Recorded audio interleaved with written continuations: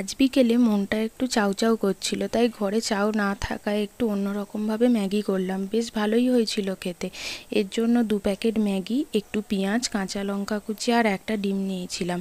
গরম জলে ম্যাগিটা সেদ্ধ হতে দিয়ে ডিমটা ফাটিয়ে একটা বড় চামচ দিয়ে কুসুমটা আলাদা করে নিলাম। এরপর ম্যাগিটা সেদ্ধ হয়ে গেলে সেই জলটা ঝরিয়ে তুলে সেই ডিমের সাদা অংশটা দিয়ে ম্যাগি মশলা, 2 প্যাকেট পেঁয়াজ, কাঁচা লঙ্কা কুচি দিয়ে ভালো করে মেখে নিলাম। এরপর কড়াইয়ে অল্প তেল দিয়ে তেলটাকে গরম করে তাতে ম্যাগিটা দিয়ে একটা খুন্তি দিয়ে গোল করে মাঝখানটা একটু গর্ত করে তাতে ডিমের কুসুমটা দিয়ে দিলাম।